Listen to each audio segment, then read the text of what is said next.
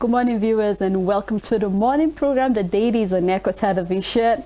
And you know the way we do it here, where we look at newspaper reviews, what has been trending through the weekend down to Monday. Today is the 7th of November, 2022. I'm your host, Selela. You are like saved. I really have to hype you this morning. You know, it's do well to drop your contributions and rank among the worst currency in the world. Also drop your comment. So I have Aketoye Distance, Alina Omo Odua from attack on the military base at Ado Ota. A frustrated commitment to climate change. The writer following the story says Nigeria and others push for more oil exploration. And from the UN will hold world leaders accountable. African countries most affected by the climate change, says COP27 president, and the World Green Agenda undermines Africa's priority. As the global leaders commence discussion on climate change relating issues at this year's conference of the parties in Egypt, African leaders and stakeholders are championing a cause for the continuous exploration of forest fuel to enable countries like Nigeria finance development projects.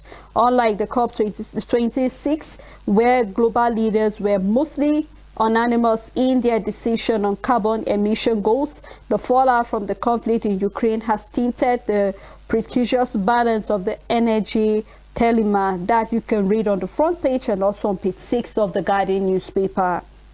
Nigeria deserves a permanent seat at the UN Security Council, says Gambari. You can read why he said that, and if you truly believe we deserve a permanent seat there. While illegal bulkery may end soon in... Okay, I take that story again. Why illegal bulkery may not end soon in the Niger Delta. The real scorecard of President Buhari. So possibly you want to know the real scorecard, you can grab the Guardian newspaper and check inside for the scorecard. And we have another ASU strike boats danger. Horua wants the federal government. Konua rejects half salary. That you can find on page 4. And we saw that last week where ASU said that especially professors, they have been paid half salary. And I saw during the weekend where the federal government said that it's not true. They actually paid full salary for October. What they didn't do is that they did not pay the backlog. That is to say, they didn't pay them for the time they've been out of office or out of work. Presently, right now, lecturers are not on strike, but they are not in the classroom. They're not. According to them, it's called sit at home. And I begin to ask if they have joined the iPod with sit at home. But then I think this is where we need to go back. I hate the way we actually play with education in the country. When the students were excited, those who even started some side hustle, dropped the side hustle because they were hoping to be in classrooms. Hopefully, even before Christmas, they should be able to write first semester exam for those who have not yet, started lectures. And we see the place, likes of places like say Abu Zaria that said they will not even release the results for the first semester except something is being done about that. So you can see that there are lots of back and forth, and I really, just like I said, I'm not happy with the way we are taking the educational sector. It seems we are playing no mind to it, so I hope we do more. And then let's not forget that coming all the way, and you know that these students travel, they are also spending resources. Sorry, Sele. They are buying food south from the west, like everywhere, and these are resources being wasted. So just as you said, I don't know why the lecturers would disregard the fact that these students are also spending money to come to school. The strike is called, or why can't you just put your pride aside, put your differences aside, come to class while your union are fighting this for you, be teaching while you're still fighting, be teaching these children, because I don't think it's fair that you would allow these children come all the way, because yes, resumption has been put in some of these schools and they will leave their homes and come with food and everything, and then they're not even sure.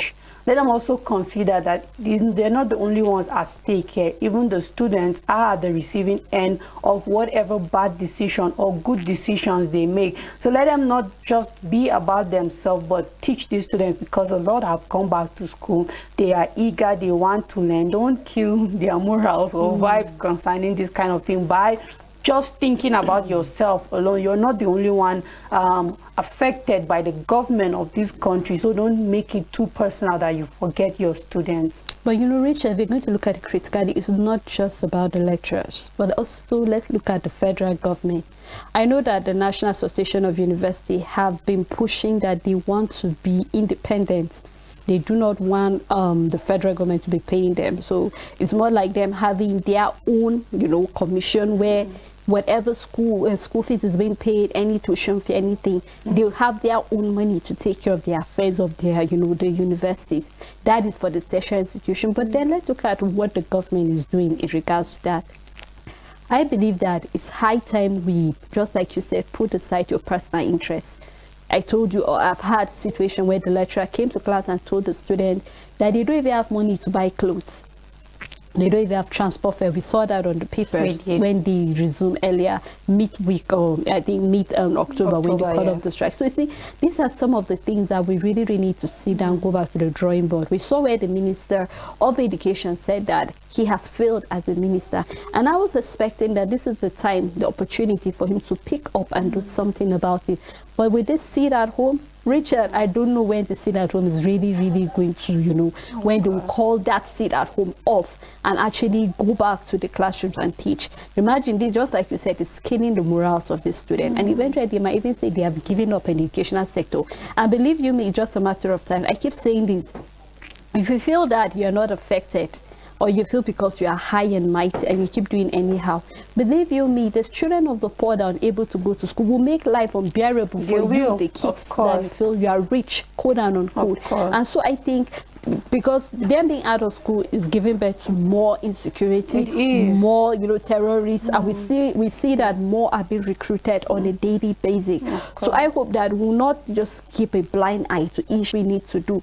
And I believe that we'll go back, sit down and see what are we not doing right. We have all that it takes, but it's just that I feel we lack the will to actually do that. So I look forward to when we'll push forward and do much more better. And of course, like concerning what Gambari said about a permanent seat in the United Nations, you have to show them you deserve a seat. And as it is now, we're not even able to tackle some of the things that should be history in Nigeria. And we know what the UN is. It's about, there are world powers there. It's not just about a country coming and having a seat.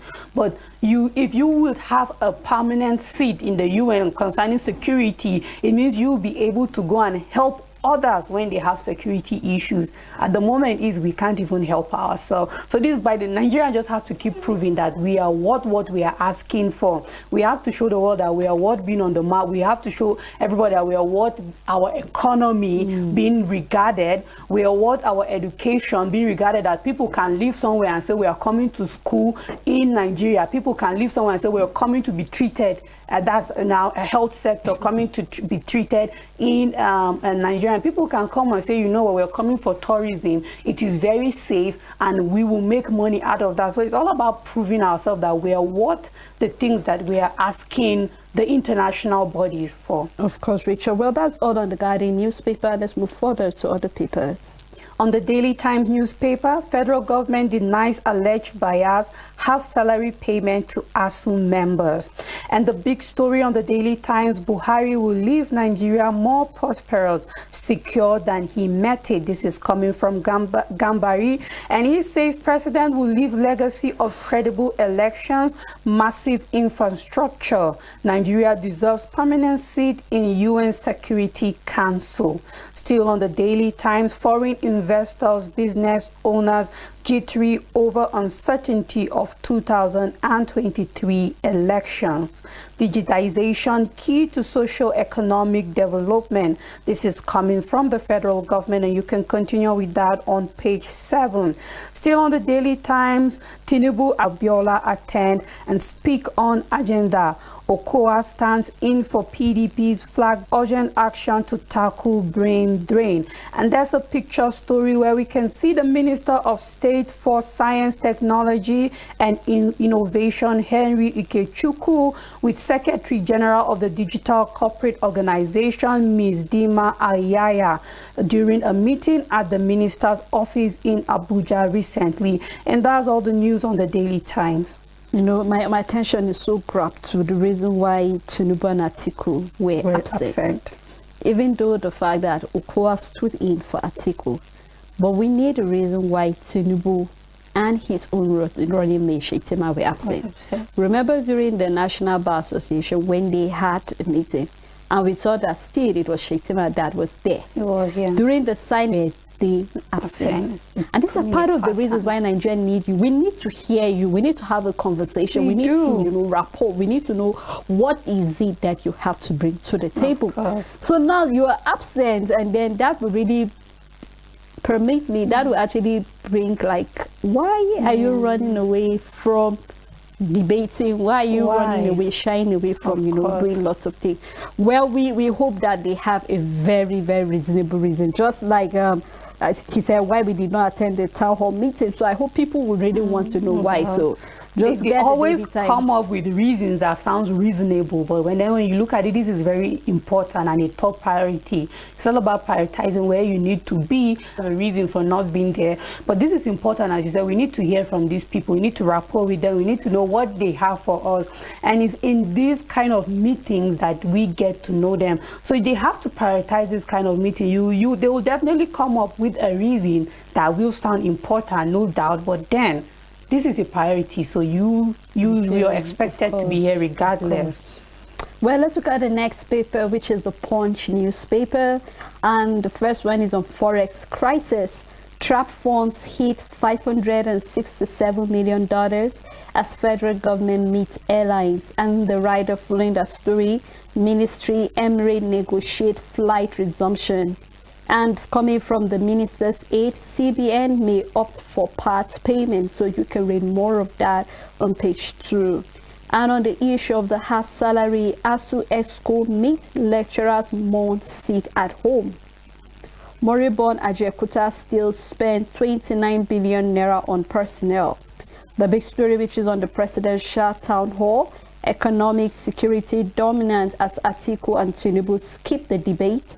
The writer following the story, Obi Kwankwaso Okowa Kola, Tinubu has fixed engagement with Mina farmers before invitation. This is coming from I think they're equally important. So I feel that picture story here, we have 19 died Tanzanian government and also the families that were directly. We have PDP, FRSC backs officer much more better. I mean, we condemn the act when the police said that you have no right to, talk to or do anything to a police officer if you are being assaulted. And a lot of people clamped on it and, they asked them to apologize for that. And I think the same thing should be done here, regardless of what it is. You are the law-abiding officer, so you should be able to teach a civilian what he or she is expected to do. Couple the fact that she's pregnant, I mean, this is really uncalled for. So for those who want to know more detail about the story, check page 4 and 5. Pay ASU full salary. Court orders INEC to remove Al Mustafa's name as AA presidential candidate. Arsenal reclaim league's top spot after beating Chelsea. Still on the Matrix newspaper, Naira actually among worst in world. This is a report from Bloomberg, and the writer says Nigerian currency has fallen. And the big story, Arise TV presidential town hall meeting, Okowa, Abiola, Kwankwaso, Obi identify priorities. And the writer says poverty is not unacceptable. This is coming from Obi. Number of military personnel grossly inadequate. This is coming from Kwankwaso. Need to address Nigerian security architecture, Kola Abiola. Bidding Obama-Trump rally in Key State, Pennsylvania. Death toll in Tanzanian plane crash hit 90. Solidarity messages pour in.